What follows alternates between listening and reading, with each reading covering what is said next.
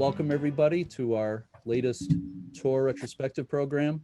I'm Jeremy Donterman and the producer and host of the U.S. Lighthouse Society's podcast, Lighthearted. And we appreciate you all coming today.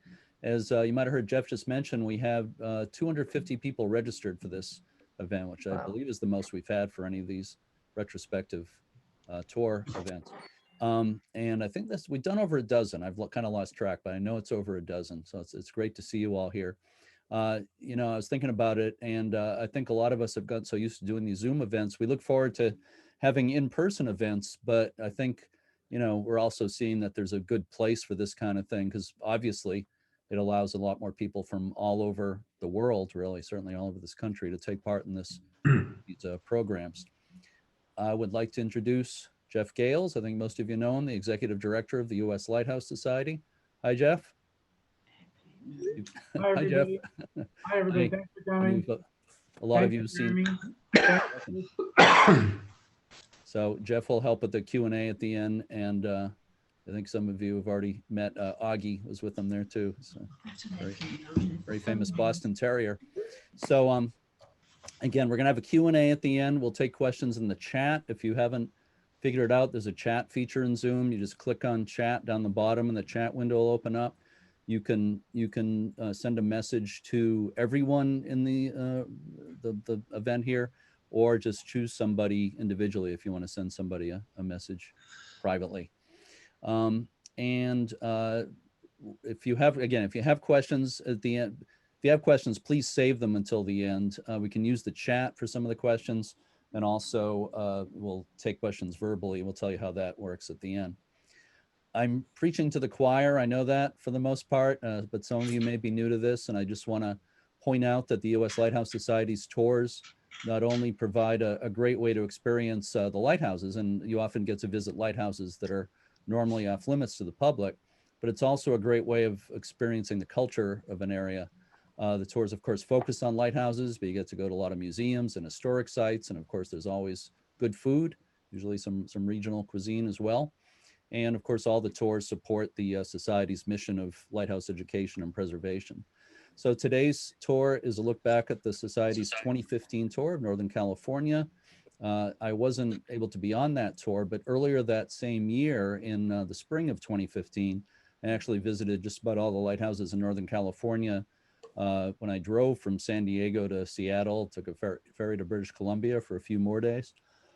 Excuse me, I was working on a book on a guidebook on West Coast lighthouses. So I saw most, but not all of these lighthouses. I was telling Chris, only saw St. George Reef in the distance in the haze. So he's going to talk about the trip to there, which is pretty amazing. Would have loved to do that. Also, there are a couple others I wasn't able to get. Farallon Islands, I didn't get there, and you got to go there. So I'm really looking forward to this. But I did find out, you know, up close and personal, what a great group of the lighthouses this is. So I don't want to steal any more of Chris's thunder, but just a few facts about California. California was formerly a Mexican territory, of course, became part of the U.S. after the Mexican War of 1848. It's believed that the name California came from an early 16th century Spanish novel that described an island full of gold called California. There are about 50 lighthouses in California. There's 840 miles of coastline if you measure it from top to bottom, basically in a straight line. 3,427 miles if you include all the bays and inlets, and over 5,000 miles if you include all the islands. Of the contiguous states, only Florida and Louisiana have more total coastline. But of course, Alaska blows them all away. If you count Alaska, Alaska has 47,300 miles of tidal coastline. Another interesting fact about California is that both the highest and lowest point in the 48 contiguous states are in California, Mount Whitney and Death Valley, respectively. Of course, the gold rush began in 1849. The first lighthouses were built a few years later. The early California lights, including a couple that you'll see on this tour, were built in what was called the Cape Cod style, with the tower on the center of the roof of the keeper's house. There are no examples of that style of lighthouse left in New England, ironically. But if you want to see Cape Cod style lighthouses, you have to go to California. So now I will introduce our tour guide for today. Most of you already know him. Chris Brookes is originally from England. He's a resident of Bainbridge Island near Seattle. and he's led a number of the U.S. Lighthouse Society's foreign and domestic tours in the last few years. And I had the pleasure of interviewing Chris when I was in Washington in 2019. So at this point, I'm going to turn things over to Chris. Well, thank you, Jeremy. Let me just share my screen.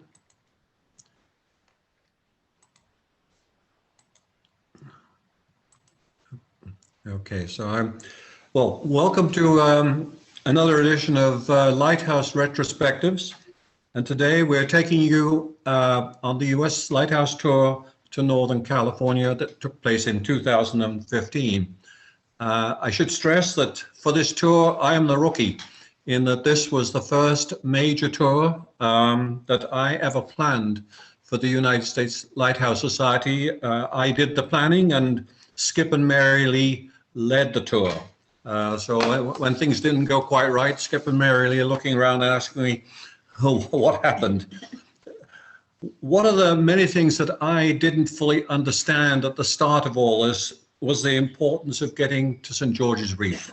And it was only as we got into the tour, I realized there were several people on the tour bus with us who had made 2 and 3 previous attempts only to be thwarted by fog or terrible weather, and just never got out there. And Jeff tells a lovely tale of when the last tour group were up there where it was nice, I think, the day before, but on the day they were supposed to get a helicopter to go out to St. George's Reef, a terrible storm came in and nobody got out there, and the poor helicopter pilot actually was leaving from the Central Valley of California to get over the mountains and was forced by the storm to land in a field and actually had to spend the night in his helicopter. It was just so bad. So everybody really very interested in St. George's Reef, but we have a lot of things to do before we get there. So I'm going to, oops, what happened? There we go. Can you see my screen, Jeremy? Are we okay? Yes, the map is on the screen now. Yeah. Great. The tour. Chris, if I could interrupt for a moment, I just want to let people know that I just put a link. If they don't have the tour map already, I put a link in the chat. You can click on that and get the map of the tour if you want it for yourself. Good. The tour, there are, well, I think we ended up with pretty well 20 lighthouses, but what you have to realize in the Bay Area, and I include the Farallon Islands, there were 9 lighthouses or lighthouse ruins, which really were the basis of the first day. And on the first, I don't think I've ever been on a tour where we actually achieved 9, or perhaps in New England, but we managed to see 9 lighthouses on the first day of our trip. Oops, now what? Oh, there we go. What's happening? Can somebody hear? No. This is really the light. We started our tour. We based ourselves in Oakland. In that, one of the things I first had to learn was how to get to all these lighthouses. In that, it's one thing to. There's a dozen tour boats who will run us around the San Francisco Bay Area, and I never realized at the start that to go beyond the Bay Bridge and to go out as far as the Farallon Islands is a totally different license. Yes, and they view these people in here as bus drivers, and it's only the serious boat owners with 100-mile Coast Guard certificates that can actually get out here. And then when there's no tourists really want to get out here, so the trick was finding a fishing boat. The boat that we ultimately got actually had the license to fish up to 100 miles offshore. And that was one of those little tricks I had to learn when we started. We started in Oakland, came up to Yerba Buena, and then up all the way up to East Brother Lighthouses, and then followed the northern shore, and then on out. But let's move on and see some of the pictures. Oh, first of all, what a good looking group. With 37 of us, I'm afraid I couldn't get everybody smiling. Well, in fact, I did not even take this picture, but I couldn't get everybody smiling at the same time. But this was a really fun and good group. And nice thing is to have seen many of the people on our tour again, which is good. we left Oakland early in the morning and headed first along the shore.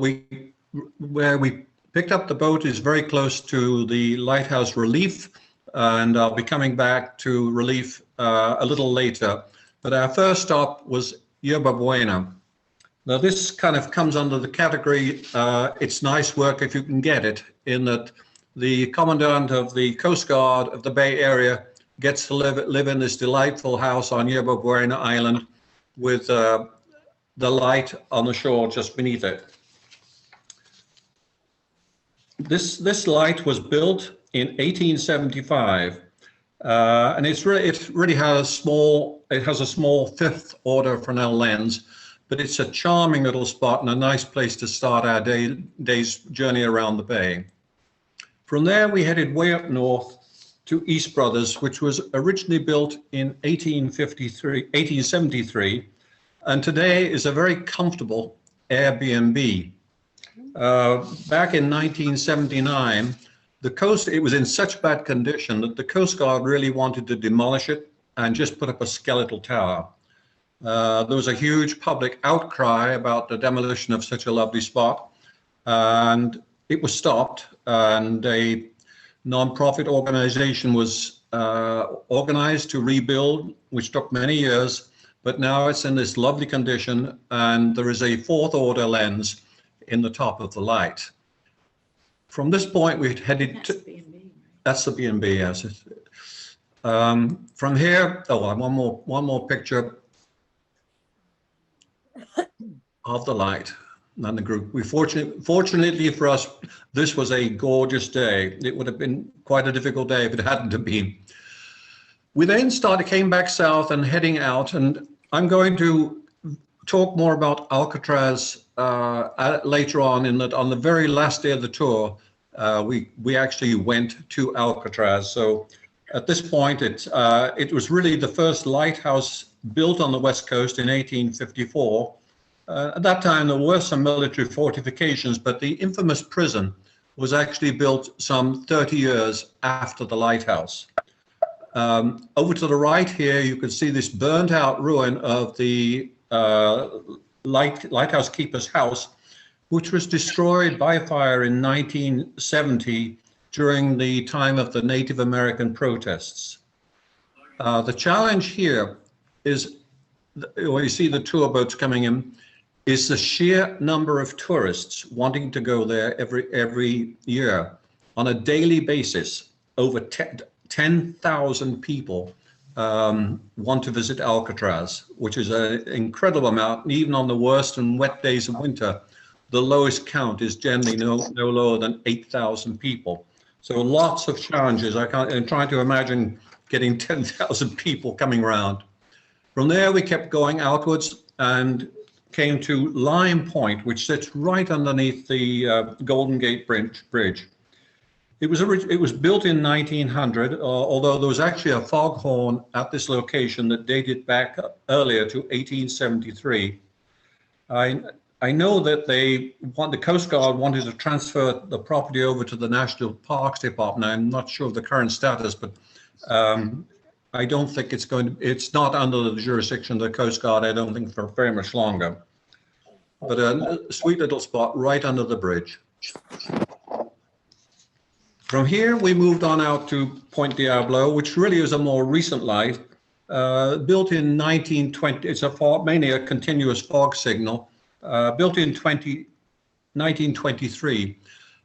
This is perched on a rock, so there was never a lighthouse keeper's house associated with this light. And so the poor fellows at Lime Point had to row over here every day and deal with whatever was needed at the light itself.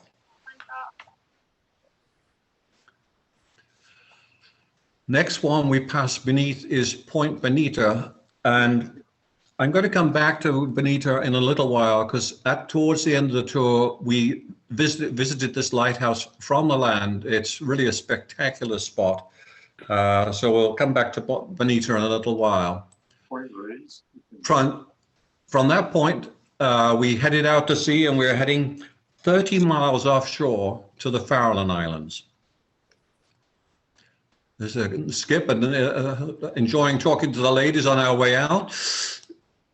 And finally we reach the Farallon Islands, and the ruins of the lighthouse are on top of the hill here.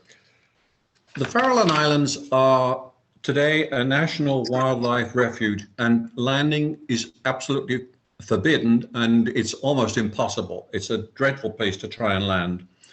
The Lighthouse Ruins are unfortunately in a very sad condition, and it's in 2012 they put the Lighthouse Ruins were put on the Lighthouse Doomsday list, in that it's not probably going to survive. Fortunately, the beautiful lens from the Farallon Islands is on display at the San Francisco Maritime National Historical Park, which we were able to view a little later on. But I thought you'd like to see how it looked originally. Oh, we go around the coast a little first. Little dreadful rocks. That's as close as we could ever get. Very difficult shoreline. But that's how this lovely light looked 100 years ago. And obviously everything to the top was taken up by pack mule. It was time to head back. Oh, and this is the lens which we later saw in San Francisco itself, a beautiful lens, and thank goodness that the building may not survive, but the lens will. Heading back to shore, little choppy. A few people I think were feeling a bit queasy on the way back, but it was well worth the run to get out there. Next is Mile Rock. I felt today it was a little sad, just occupied only by the cormorants on the top. And I kept wondering what it looked like, so I had to go and look up a picture, and this is what this beautiful light looked like at its height, 4 or 5 stories with a lantern room on top. The original lens, I believe, is now on display at Old Point Loma in San Diego. So there's unfortunately just the lower portion left, but the lens is safe and saved. From here, we head over towards Fort Point, which is tucked away under the bridge there. There she is. Built in 1864. It's really been inactive since 1934. Somehow I feel it's a little sad for a lighthouse to be situated under a bridge. I can think of another one on Skye, which I felt similarly about, where there's a wonderful old light and lighthouse, but today lives underneath the bridge.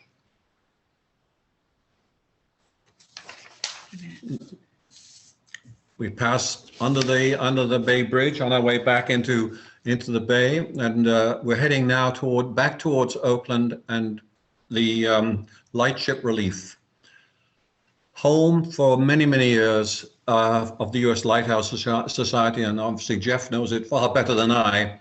Originally, Relief was stationed on the East Coast in Delaware, over Falls, Delaware, but by 1960 they moved her to the West Coast, and initially was anchored at Blunts off Cape Mendocino for 9 years, 1960 to 1969. She was finally decommissioned in 1975 and went into private ownership at that time. And then in 86, she was donated very nicely to the US Lighthouse Society and served as the headquarters until 2008, when the Society acquired Hansville and moved the headquarters north. Just a view of the light and the decking. Chris, just to clarify, the Society's headquarters are actually located in the city of San Francisco, and in an office building, and the ship was a restoration project only. Oh, I thought you were all based out there. No, not on the ship, but in San Francisco, yes. The ship was just the restoration project. Okay. Very, very nearby was this beautiful USS Potomac, now in spectacular condition and a real museum piece. This was President Roosevelt's yacht, 1936 to 1945. I unfortunately didn't go aboard, but many famous visitors from a lot of English, King and Queen of England, and Churchill held in very important meetings there. It's one of the nice pieces of American history, and she at one point even was sank and had to be fully restored. But today looks in glorious condition. I only regret that I managed to pass it by. I just want to say that the trip out to the Farallon Islands, this is Janet Brooks, I'm the social secretary, it was a 5-hour trip. So I took some of the people who did not want to go, it was quite choppy, on a treasure hunt round Fisherman's Wharf, which was fun. And we were looking in shop windows for these clues to finish the treasure hunt. And then we caught the ferry back to get back to the lightship in Oakland. Good. This, from Oakland, it was a long drive. It's pretty well 400 miles to go north from Oakland up to the northern tip of California, where we were going to start the coastal portion of our journey. There is a kind of an interesting story in that I was new at this game, and very few instructions about what things we must do and must not do. But one of the instructions I had was there must be on the first hours of the morning, after an hour or an hour and 20 minutes, there must be a bathroom stop. Well, it looked very convenient that we left the hotel at 8, and by 9:15, we would be in Santa Rosa. And so I started hunting around looking for a suitable bathroom spot, only to find that there are absolutely no public toilets in Santa Rosa. I then thought, okay, we'll go to a shopping mall or something like that. But of course, at 9 o'clock in the morning, no shopping malls are open. Then I happened to notice that there was a tourist information office right downtown. So I thought, oh, that's good. They'll have toilets there. And so I picked up the phone and called them and said, look, I've got this group of 37, 38 people coming into town 9 o'clock the following morning, and we would like to use your toilets. And there was a sort of big silence at the other end, and the lady said, well, we've only got a little toilet and it's for the staff use only. And I said, well, please, can you figure out where we should go into Santa Rosa? And the malls and places aren't open, and there are no public facilities. And she called me back a little later, and she made arrangements, very good arrangements. Right across the road from the information center was La Rosa Hotel, a beautiful old hotel, and they kindly looked after us. But it's one of the little funny things of a tour is how you get into these situations where how the heck can I find 37 people a bathroom when there are no public facilities in Santa Rosa? But from Santa Rosa, we headed north. And as we were going north, a sort of a sinking feeling came across in that in planning this tour, I looked, we were going from city to city or lighthouse to lighthouse. And I go to Google and I'd ask how many miles and how many hours to get from A to B. And I discounted it somewhat, probably 10%, and said, okay, if it says an hour, then we probably will take an hour and 15 minutes. And I planned the whole tour accordingly. And it was only as we were going from Santa Rosa all the way up to Northern California, we were falling further and further behind. And then I realized that we had a driver who really liked to take things a little slow, and that my timing for the entire tour was likely to be off. That gave me a few challenges as we went along, but that's one of the things I have to look at. But we arrived at the Redwoods, and this is a grove that Jeff knew about, and Jeff's friends met us there, took us around. We had a wonderful time, but it just added a little more to my nervousness about how long this was all going to take. Janet showing you how big she was in relation to all these lovely trees. Finally, we get all the way north. We're at Crescent City, and this is Battery Point Lighthouse. This is, Jeremy made reference to the old style lighthouses which are no longer in existence in New England. There were originally 3 of this design, very early lighthouses on the West Coast, and Battery Point is the only one of that style remaining on the West Coast. It's a beautiful, almost cottage feel to it. They must have been smaller people than me in that I found it quite tight wandering around, but we had a hotel right across the way, and we went out there on the low tide. The light was originally constructed in 1856, and it has a smallish 5th order Fresnel lens, but the whole place is beautifully maintained by the Del Norte Historical Society. But here I'm enjoying the time and enjoying the sunset, and one of the things I always have to do is check that things are okay for tomorrow. And I called, tomorrow was going to be a big day. We have to go just north of the California border into Oregon, where we would pick up our boat. I called, and they kindly said, "Oh, sorry, we've got some bad news. The boat is broken down." To which I nearly had a fit and explained that I've got 37 people here who all paid lots of money to come to St. George's Reef, and we're all here, and you're telling me the boat is broken down. After much discussion, they agreed they did have a smaller boat, but it could only take half the people. Again, I said, well, it's a 4-hour round trip out to St. George's Reef. I'd like to start the first group at 6 a.m. We'll be back before noon, and a second group can get out there so that everybody will have had a chance to see it.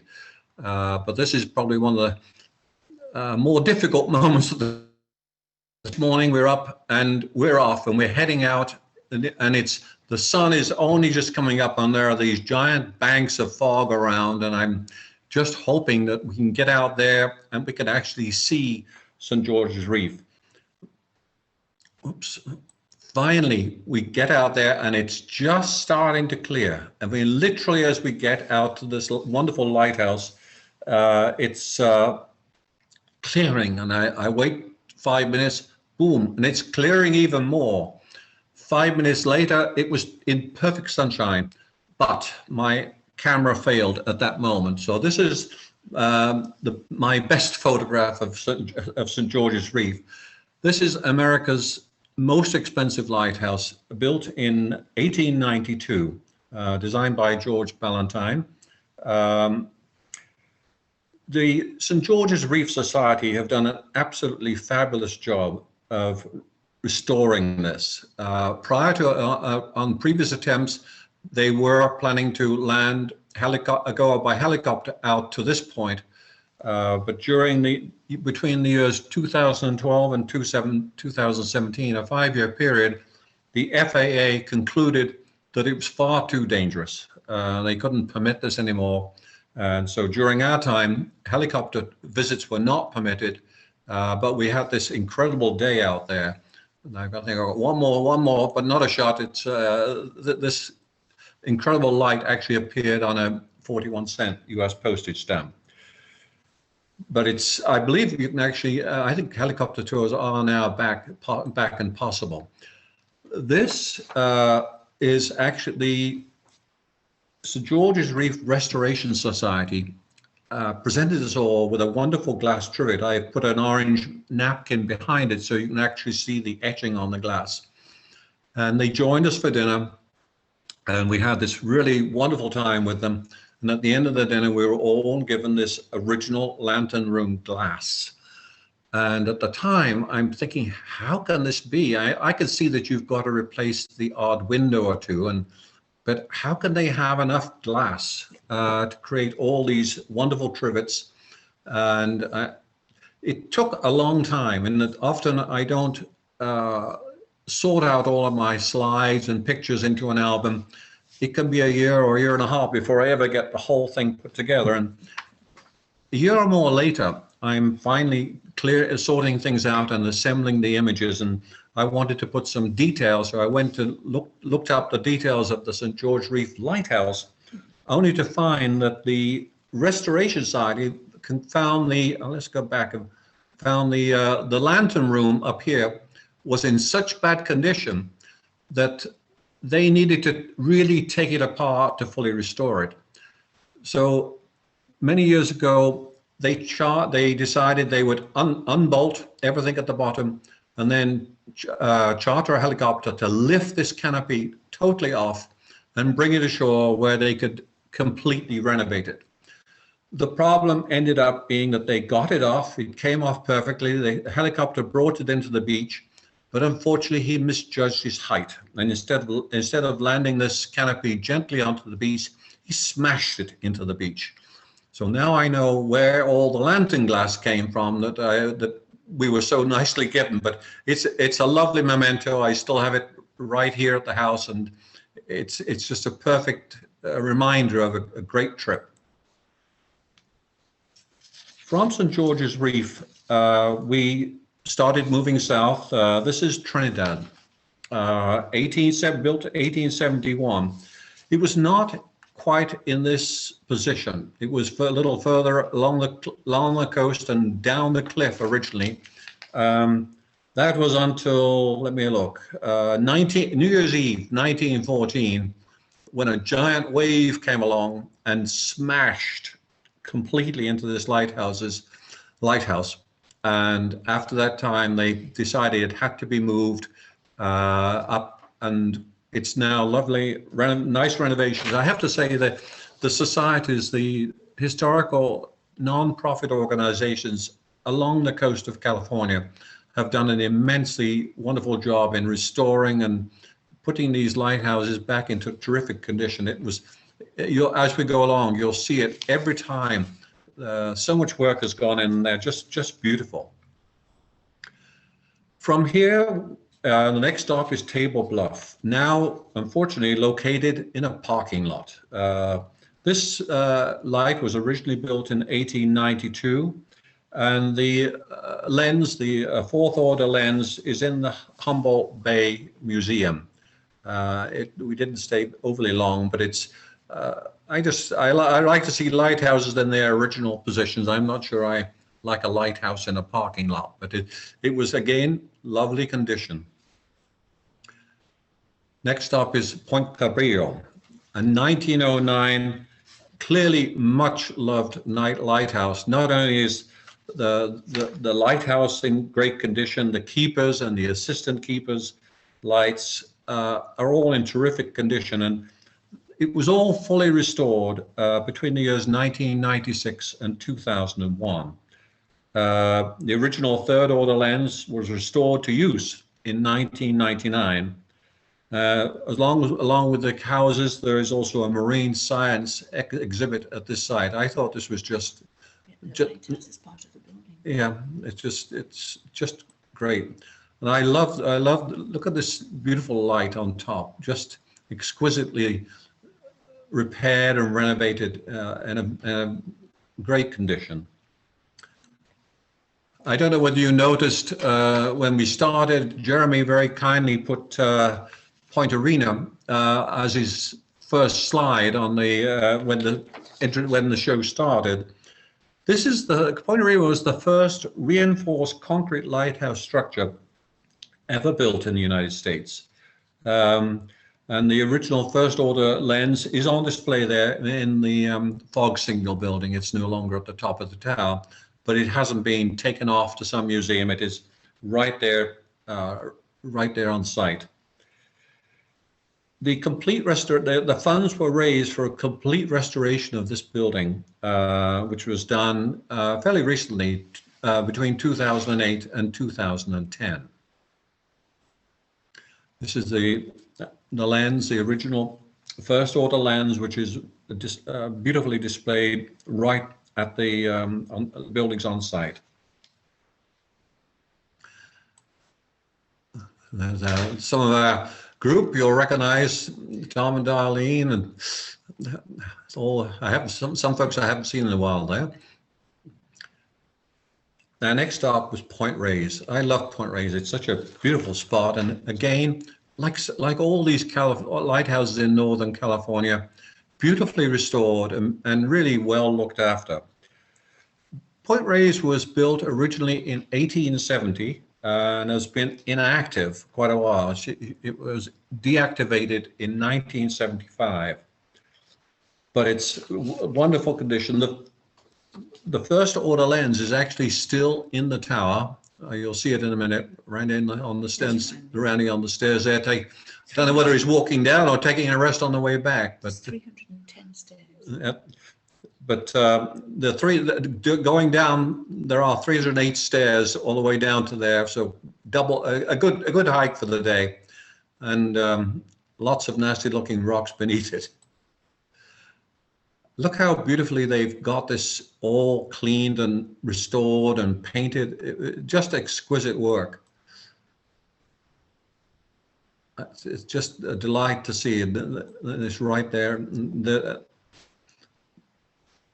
How the lens turns. Oh, I've jumped to the next one. After Point Reyes, our next and almost last stop at this point is Point Bonita. Point Bonita, I feel quite fortunate in actually getting there, and that this is one of the days where our slow bus driver got slower and slower and slower, and we got there, we pulled into the parking lot for a quick bathroom stop at 5 minutes to 10 in the morning. Should have been there an hour or so earlier. But then we were about ready to go, but the people on the bus realized the gift shop opened at 10. That was just one more challenge. I think we finally got everybody out the gift shop by 10:30. Got down there, and the guide, who was original guide, couldn't wait, but they finally found the manager of the gift shop agreed to take us the half-mile walk along the trail and through the tunnel to get out to this spectacular light. I think the location of Point Bonita is probably one of the most beautiful spots. And look at the lens still right up there in the canopy. Just an amazing spot. I could have spent a long time just walking around and looking and enjoying Point Bonita. From Point Bonita, it was back to the hotel, and the following morning we had one last big trip, and that was to Alcatraz. We went to Alcatraz along with thousands of others. It was an incredibly busy place, but for me, it was an amazing journey, because as we came up and walked on through different sites of where the Indians have graffiti. Oh, and of course, on the way up, we had to visit the jail, and we almost left poor Janet there. We've locked her in a cell, and I think they're looking pretty glum. I don't think she could join us for the rest of the day, but no, we did let her out and went to the lighthouse. This was at a point in time when funds were being raised to see if we could actually renovate and repair. The US Lighthouse Society could renovate and repair. And I believe it was at that point that Land's End had agreed to pay $25,000 to undertake a study of what was involved. So a lot of meetings are going on and very good contacts, and they actually gave us permission to climb. Climbing was terrific, but these rails at the top, those rails are rusted paper thin. So I was just hoping that none of our group would put any weight on one of those rails, and that I remember walking around the outside saying, "Oh my goodness, it is very precarious." But as you can imagine, we were allowed in, and there's a door at the bottom, and you've got thousands of other people wandering around, all of whom looking at us and saying, "Well, if they can go in, perhaps we can go in." And I can recall on the exit that we had to have 3 of the men on the tour guarding the door so we could get people out without a whole bunch of other visitors going in. But it was quite a highlight. I feel very fortunate that I actually was able to climb Alcatraz. I'm not sure that's going to be, the renovation is not going forward, so I don't know if we'll ever get up there again, but I shall. It's a beautiful spot, and really a very. It was not the sunniest of days, but a nice spot, and I like to prove that I actually did get up to the top there. And that, unfortunately, the Alcatraz was the last spot. This was a fairly short tour. It was just a little, just a week. But in that week, we managed to cover an awful lot of ground. And I'm at this point going to hand it back and try and answer your questions, but you'll probably need Jeff and all the other experts here to help, because this was very much my rookie trip. Thank you so much, Chris. That was great as always. Always really fun and informative. No, we've changed our light background. Yeah. Okay. Yeah. Let me tell you. There. Okay. People might recognize from your talk that that's St. George's Reefs. Reef, yeah. That's the view I got on my trip. Even if it was a little foggy when you went out there, you saw it obviously a lot better than I did. But this is from a beach. I'm trying to remember the name of the beach. Crescent Beach, I think. Yeah. That's as close as you can get on the mainland to that. So that's the best picture I got. So I want to mention before I forget that next week at the same time, we're going to have a tour retrospective of Southern California with Margie Rowland. So you'll be seeing notices of that. Emails will be going out in a few days. So you might want to put that on your calendar. We'll complete the state of California next Saturday. So at this point, we can take questions. You can type a question in the chat if you'd like for Chris or for me or Jeff. Or you can digitally raise your hand. If you click on participants, you should see an option on the right to raise your hand. And if you do that, we will call on you and you can unmute your microphone and ask your question verbally if you'd like. So either way is fine. So I'm not seeing any questions yet in the chat. And I don't see any. Oh, here's a question. Will the Southern California retrospective include Central California, including Big Sur? That's a good question. Jeff, do you know the answer to that? Did the Southern, how far north did the Southern California tour go? It went as far north as Monterey, I believe. So Probably did go to Point Sur, and, Point Pinos, and the other ones around there. Yeah. What about Point Arena? Well, Chris, you just talked about Point Arena, right? Yeah, we went to Point Arena. Yeah. Any other questions? Let's see. I don't see anybody's hand. Oh, Graham has a question. Graham, I see you waving your hand there, not your digital hand, but your actual hand. So if you want to go ahead and unmute yourself, Graham. You have to, there you go. Just as a personal thing, I wondered where Chris was from. I'm a Brit too, and love lighthouses. And I just wondered where Christopher was from. Well, you'll never guess because I come from Birmingham. That's where I was born. I was born and raised in Birmingham. I was born and raised in Handsworth. Handsworth, yeah. Well, we moved to Smethwick when I was about 7. We moved when I was 11 to Rednall and Bromsgrove. Oh yeah. Graham, you Licky know Hills. Thanks. Graham, you know what famous business was based in Smethwick, right? In Smethwick? Chance Brothers. Chance No, Brothers, I don't. right? What's that? Chance Brothers, glass manufacturer, manufacturer of many Fresnel lenses that are all over the world. I didn't know that. Can you imagine that? That's terrible. Now you know. I did a podcast episode on that not too long ago. So we have two. Actually, we have another question in the chat, but why don't we have 2 people who digitally raise their hands? So Tony, you can go ahead and unmute yourself. Tony has a question.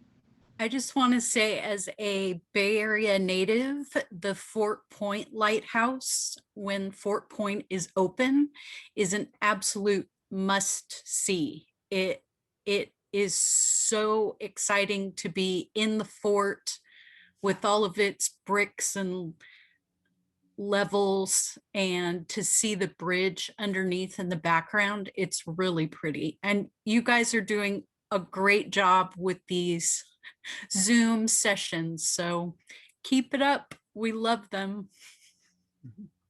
Great, thank you. Thank you. Thank you, Tony. So I guess there wasn't really a question so much as a comment, right? We have Scott Walbert has a question. Scott, if you want to, you can go ahead. Am I on? Yeah. Yes, you are. Yeah, Okay. turned you on. Hey, this is basically for Jeff. What's the status on Alcatraz? What's going on there For restoration. for the restoration? And are we still involved somehow with it, or? Yeah, that was, Chris didn't have the most updated information on that. The society is still very involved with the Alcatraz project. We were put on hold all of 2020 because of COVID. The island itself was restricted access for many, many months. And I think now I think it is still at this point, if it's allowed if you allow visitation, it's on a very, very limited basis. So we have a website and we have fundraising still going on, and our goal is to open that lighthouse to the public. So it's a very much still an active project for us, although we haven't been active because of COVID. So as soon as we get the restrictions lifted, we'll be back on track. A couple of the things I wanted to point out too, Chris mentioned East Brother Island Lighthouse. So in addition to the LV 605 relief, which we restored, obviously I say we, meaning society, Lighthouse Society and society members, our founder, Wayne Wheeler, and Walter Fanning, one of the original board members, were instrumental in saving East Brother Island. And East Brother Island is one of the few light stations in the country that still has an operating historical foghorn. And if I'm not mistaken, they blew the foghorn for the group. As you They passed. did indeed. Yeah, yeah. So, yeah, don't count Alcatraz out yet. That lighthouse has incredible potential, mainly for the reason that Chris brought up, is the visitation. With over 1 million people a year seeing it, Alcatraz could prove to be the first lighthouse for many people that they climb. So we're excited about that. Could end up being the most visited lighthouse in the world. Could be. I think it would be. It's well over 1 million. Let's see here. So we had a question in the chat a few minutes ago. The question was if Point Montero will be included in the Southern California. I think it would be along with Pigeon Point, which isn't too far from there, right? Those will be in the Southern California tour, right, Jeff?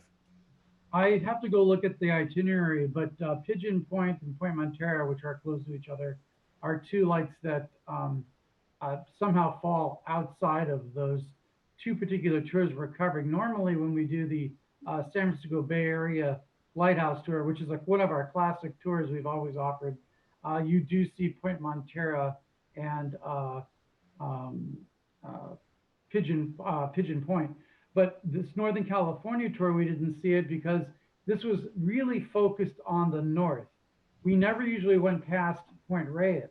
And then this tour, we went all the way up to the Oregon border. So we left off the two southernmost lights. But normally when we operate this trip or the Bay Area tour, we hit Pigeon Point and Point Montero. And Pigeon Point right now, they are going through a major restoration. The California State Parks Department received a bunch of money, and they're doing a big restoration, and they're going to be restoring the lens, and it's exciting what they're doing out there at Pigeon Point.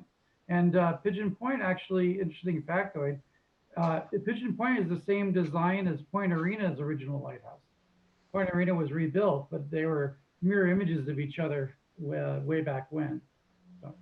Too bad they didn't rebuild it at Point Arena to look like Pigeon Point. Yeah, we did visit Point Montero and Pigeon Point in 2019 with the tour. Yeah, Point Arena was rebuilt by smokestack builders. It was the first reinforced poured concrete lighthouse built in the United States. So that's Point Arena's claim to fame. Besides being rendered, well, not destroyed, but rendered, what word am I looking for, Jeremy? They needed to replace it basically because the earthquake shook it so bad. Yeah.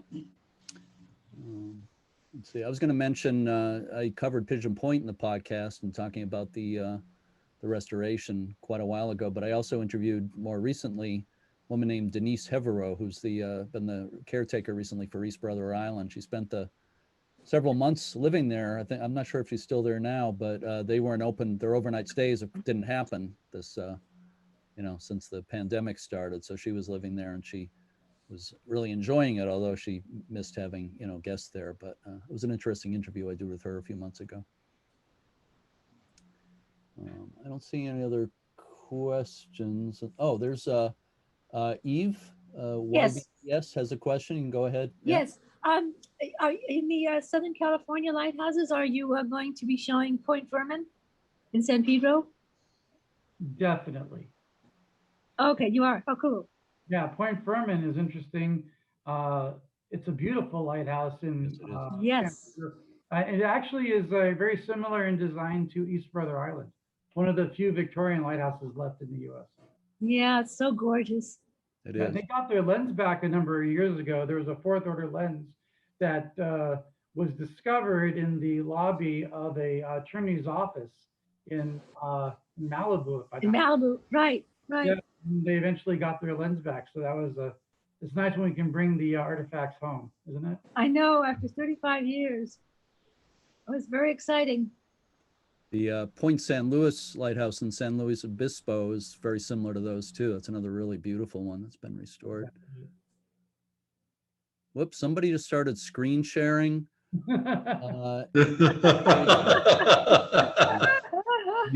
Getting ready for Easter. Is Ray Radke still with us? Somebody asked a question about what it's like to spend the night at Point Arena. I know Ray worked there. She's still with us? I am still here. Hi, Jeff. Hi, everybody. I really like the presentation. What it's like to spend the night at Point Arena? It's fabulous. I lived out there for nearly 6 years, but prior to my working as executive director, I stayed out there several times with a group of friends. And it's like being on an island when you wake up in the morning and you have no idea which way is east or west or anything until you see the sun coming up, and it seemed so disorienting where it comes up out there. But anyway, I was just talking with them, and they've done a lot of remodels on the houses since you and I were there, Jeff. And they have had their best year ever as far as rentals. It's private. It seems fairly safe during this pandemic, but it's like being, as I said, on an island and almost deserted because there are just maybe a handful of people around, and you can just wander the bluffs, and they have what, 26 acres out there, and hardly anybody is ever around. So I highly recommend a visit and a stay there. It's a very special place. Yeah, and anything more specific? I mean, their houses accommodate up to 6 people, I believe. There's some 3 bedrooms. They've broken some of the units down into smaller because they were the Coast Guard houses, and there was a 4-bedroom that now I think is a 1-bedroom with an office and other things, but there's little 1-bedroom units now. Yeah, just north of Point Arena is Point Cabrillo, as Chris mentioned, and they have a vacation rental there as well.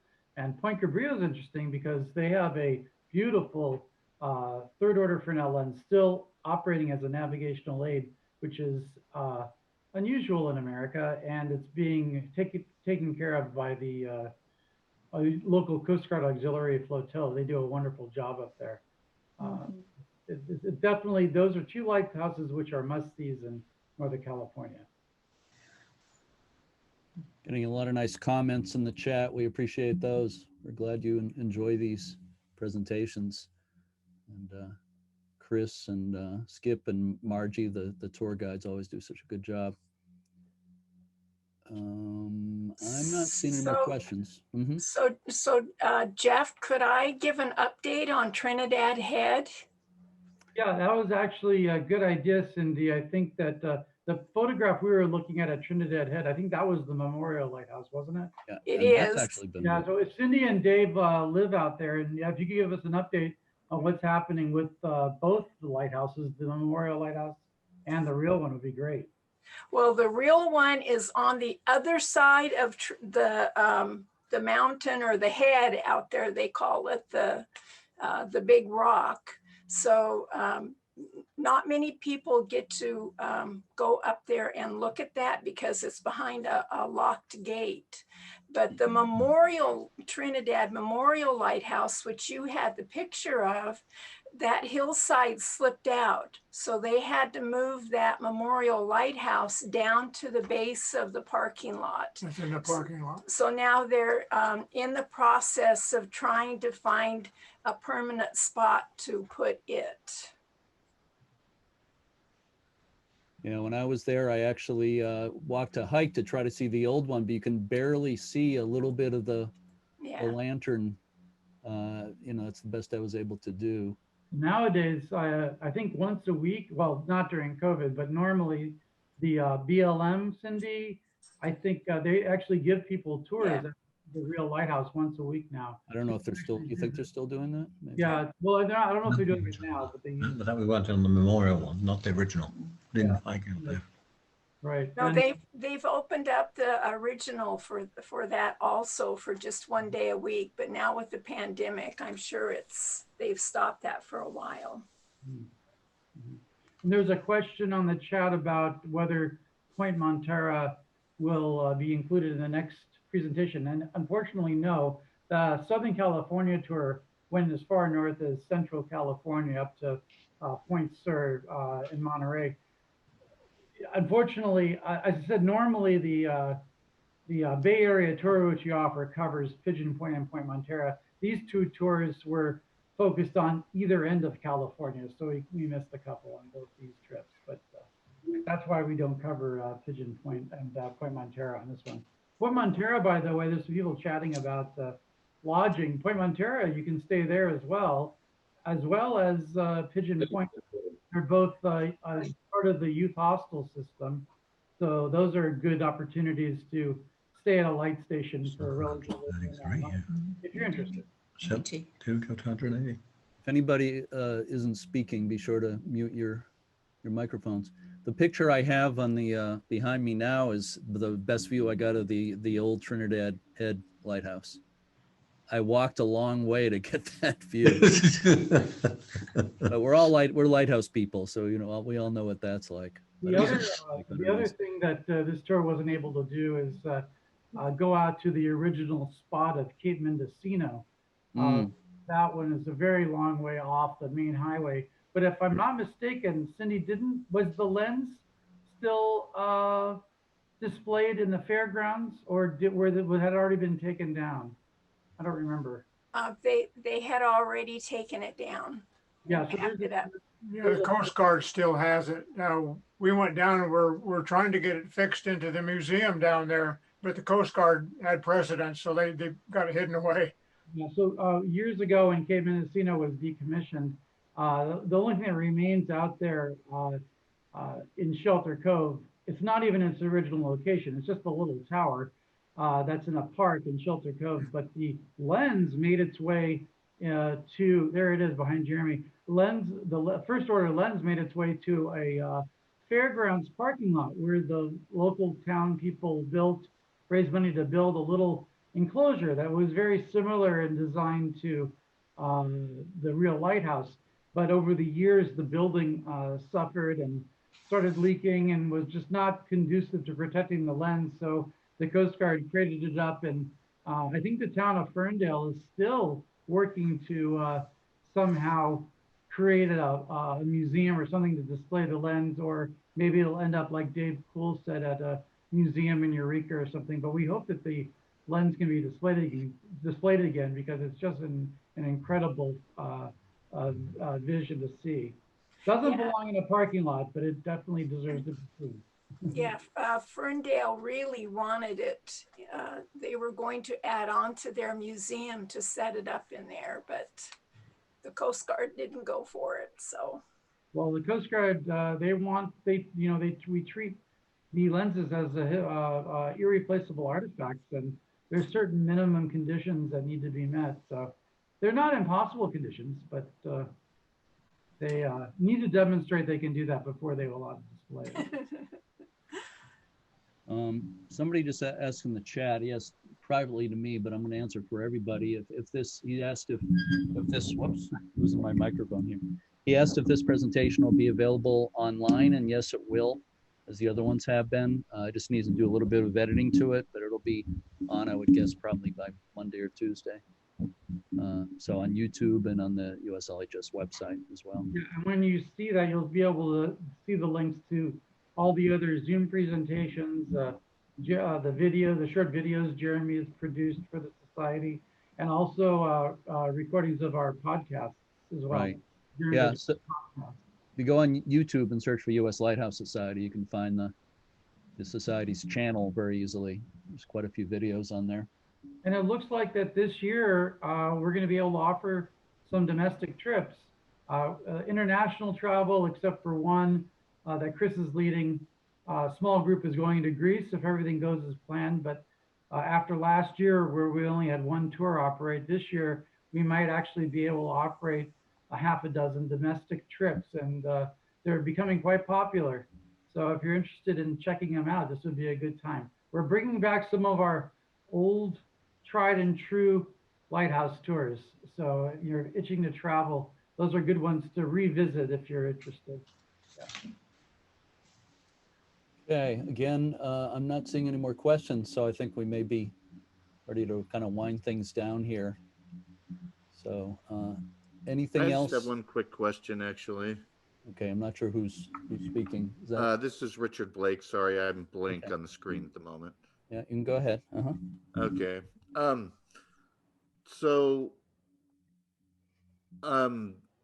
With each of the states opening up after COVID, how do you calculate, I guess, how these tours are going to work? I guess you have to kind of just judge it by what each of the states happens to say, or?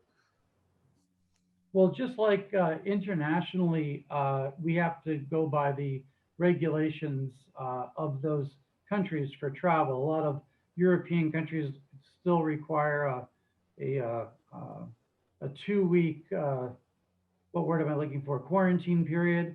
So domestically, sorry, my dog barking. Domestically, that's Augie. Domestically, we have to do the same thing and make sure that the historic landmarks are open. We got to make sure that the food is not going to be a problem.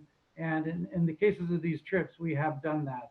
Also, we're taking precautions with regard to vaccinations. Everybody has to have their vaccination. And in the case of the Greece tour, Chris is ensuring that all of the crew is vaccinated, because if, in God forbid, one of the crew got caught COVID, the entire group would be quarantined for 2 weeks or more. So we can't have that happen. So it's a little bit more challenging to operate a tour during the pandemic times, but it looks like it's going to be possible. Things are just now opening up enough in the summertime for us to be able to do it. So we're excited about it. And I think they're going to go off great. And remember, it's going to be limited capacity at lighthouses. Even if things are open, a lot of times you only can go to 25% of their capacity. So a lot of lighthouses will be open specially for the Lighthouse Society without anybody else being there. And we're going to get some special treatment out of it. And the lighthouses are happy too, because they need people to come visit them and go to their gift shops and support them. So the lighthouses are thrilled that we're going to be able to visit. So is there anything like local tours of areas where lighthouses are, or are they only ones that tend to be organized by the Lighthouse Society? Well, I mean, I know there's regional lighthouse societies too. A lot of lighthouses are open to the public. You don't need to go on a society tour to see a lighthouse or a group of lighthouses. Well, the reason I was asking is because places like Long Island, if you want to see all the lighthouses there, that is one heck of a drive. And so that's why I was wondering if there were any like boat tours going around that area that look at those things.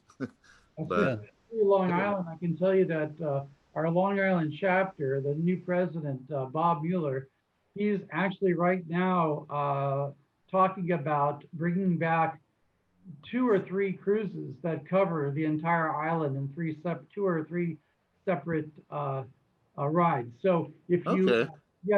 if you send me an email, Richard, I'll send you Bob's contact information and you can find out what he's planning through the chapter. Yeah. Well, Is there's the plenty. information on the tours on the website, like Chris's tour to Greece? Yeah, it's a USLHS.org. And our initial, Okay. just at the top, click on tours. The Greek tour is full because we're only allowed to take 12 people. That's the vessel that we chartered has a limit of small group. But, and this is actually the second time you've led this trip, right, Chris? Yeah, we may be running it a third, as there's already a wait list for this one. Yeah, so it's a popular trip and it's a lovely tour, which is vessel based. Your coach is a vessel and Chris takes you to the different islands to see the lighthouses and other historical landmarks. And the only drawback is that only a few people can go at once. That's why we're thinking maybe if Chris is up to it, we might actually do another one after this year as well. Where are they, Chris, where are you based? I'm based on Bainbridge Island, just west of Seattle. Oh, right, I know Bainbridge Island. Yeah. Okay, oh, it's so beautiful there. Yeah. Okay. So I think that probably just about wraps it up. Chris, do you have anything you want to add, or Jeff? No, I appreciate all the help here, and that it's nice to have people who really know Northern California much better than I along on the tour. I appreciate, and it was a very good group. We still got over, even at this point, there's over 100 people still to sign on with us. So a lot of fun, a good trip, and look forward to talking to everyone again. Yeah, keep in mind that California is such a big place. It's impossible to see all the lighthouses. Well, it's not impossible. If you want to take a long time, you can travel up and down, or do what Jeremy did and do it in a few hours. But so that's why we divided up into 3 separate trips: Northern California, Southern California, which includes actually part of Mexico, and we have our classic bay tour, which is just the San Francisco Bay and includes like those lighthouses we mentioned, Pigeon Point and Point Montara. But thank you, Chris, for doing this and for all the work you do for the society. And Chris is not just a tour leader; he helps us at the office all the time. He's a good sounding board. And Jeremy, thank you also for spending your Saturday hosting the retrospective. We couldn't do it without you. You're very welcome. I'm trying to show Pigeon Point here, but I'm blocking it. Hey, Jeff? A preview of next week's. Whoops. All right. Jeff? Yeah. Hey, just wanted to say, we did the Puget Sound tour a couple years ago, and that was extremely incredible. Really appreciate that one being put together. Very well done. Will you be doing a presentation like this on that tour? I talked to Judy Newblum, who led that trip. That was our ultimate Puget Sound tour because it went all the way around the Olympic Peninsula. And she's not available to do it at the moment, but we might go ahead and put together an older trip that I led and offer that. It won't be as comprehensive as the ultimate tour, but it'll give you a taste of Puget Sound. And I believe Puget Sound is one of the tours that we're operating or trying to offer this year as one of our classic trips. So if you didn't get a chance to go on that, you might get a chance to go on it this year if you want. Before we sign off, it looks like we have one more question. So I think we'll take one last question. Julia, did you have a question? You raised your hand. Yeah. That was Rick. We just spoke. Okay. I spoke, Julia I spoke for Julia. I missed that was, okay. We also stayed at Point Arena. I've written it. Where did I do with it? Where is it? Oh, wait. There are several people with their mics open right now. Yes. We also stayed at Point Arena in the captain's quarters, and it was fabulous. We had the door next to the bed facing the lighthouse, and we saw that light at night. And it was a beautiful arrangement, and they have fully equipped kitchens. And you can just bring your stuff in and stay on that area for the whole weekend. And it's very peaceful, very beautiful. We can highly recommend that tour. And wood burning fireplaces. Sounds good. Yeah, it's a beautiful place. All right then. Any last word, Jeff? There's nope, I have nothing else. There's a quick question in the chat about, I think it said Yakuna Head being similar to Pigeon Point. It's very similar to Pigeon Point. Yeah, it's similar to Pigeon Point in the original. So the question was, is Pigeon Point a common design with Yakuna Head? And yes, it's a very similar style lighthouse. The three of them, Point Arena, Pigeon Point, and Yakuna, are very similar in design.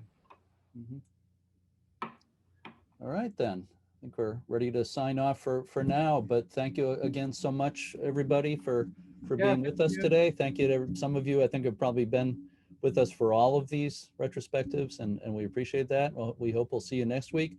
We're planning some more after that too, so keep your eyes out for notices in the next few weeks. So take care, everybody. Thank you so much. Thank you. Bye-bye. Thank you. Bye. Thank you very much.